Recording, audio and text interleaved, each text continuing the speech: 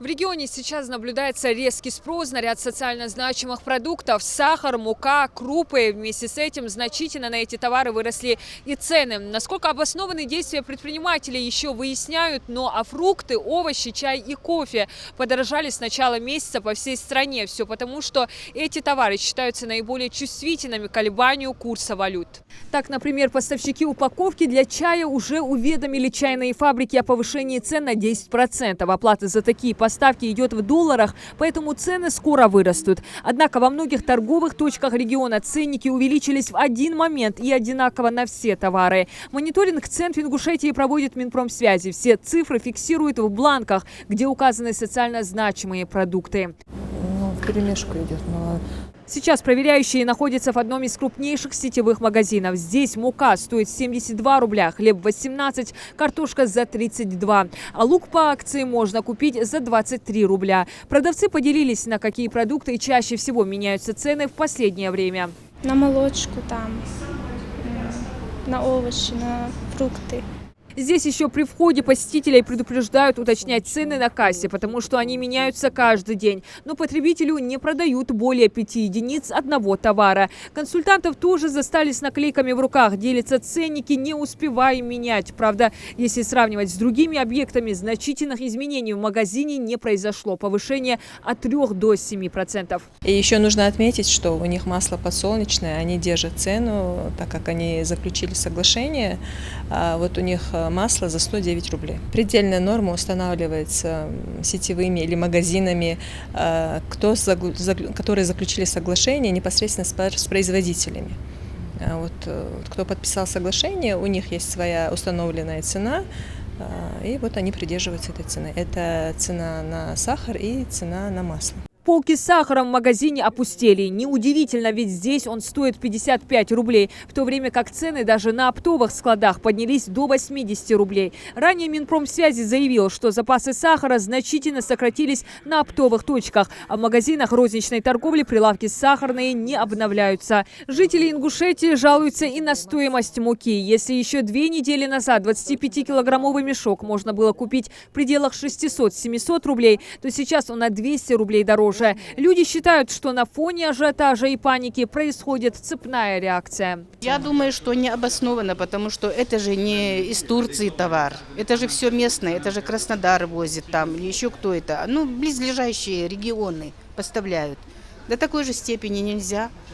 Это большая разница, ощутимая. Представители Минпромсвязи пообщались и с торговцами на центральном рынке, где зачастую предпочитают закупаться жители. Так сложилось, что овощи и фрукты на рынке в народе считают свежее и дешевле. Но насчет доступности еще можно поспорить. Цены на свеклу поднялись до 70 рублей. Килограмм лука за 50 рублей, картофель 70. Свою ценовую политику толком никто не объясняет. А картофель?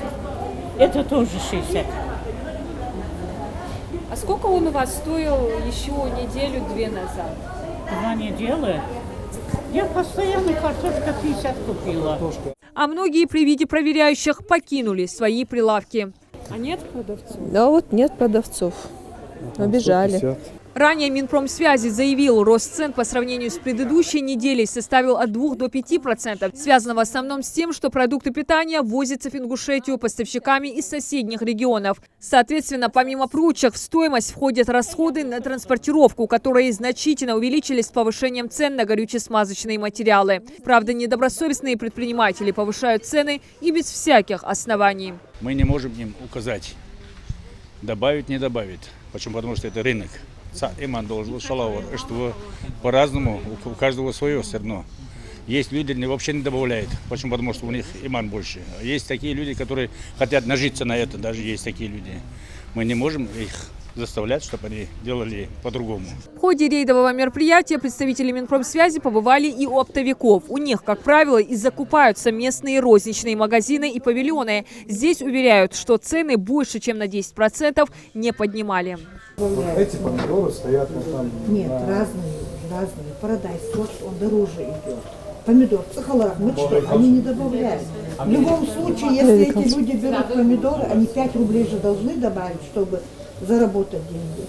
Однако представленный у оптовика бакинский картофель буквально 2 недели назад в других торговых точках стоил 53 рубля. Здесь его цена 73, то есть плюс 20 рублей за неполные 2 недели. Далее проверяющие направились к мясным лавкам. Мясники пока не заразились желанием воспользоваться ситуацией. Килограмм говядины, как и прежде, стоит 400 рублей, баранина 450. Шейханербе. Ничего не изменилось, Да? все поставили. Ага. Пока не планируете же Нет, добавлять? нет, нет. Ага. Да, Диарясхал. Такие рейдовые мероприятия Минпромсвязи намерен проводить и дальше. Все полученные данные сотрудниками передаются в Минпромторг, Минэк и УФАС. Конечно, цены выросли на сахар, на крупы, на муку, на молочную продукцию и на некоторую овощную продукцию. Насколько сильно выросли, на ваш взгляд? Ой, ну на сахар очень сильно. На другие продукты 10%, 5, 10, 15 по-разному. Ранее министр промышленности и связи на экстренном совещании в правительстве заявил, по основным продовольственным товарам запасы в регионе имеются на срок от 7 до 32 дней. Также было предложено усилить взаимодействие с органами исполнительной власти субъектов страны в части регулирования цен и обновления запасов крупными поставщиками и оптовыми базами, расположенными на их территории. Также в России в один миг крупные торговые сети подняли цены на технику, подорожали лекарства и детское питание. Стоимость сырья за короткое время в разы превысила уровень инфляции. Диана Дударова, Акрамат Дасхоев, Новости 24.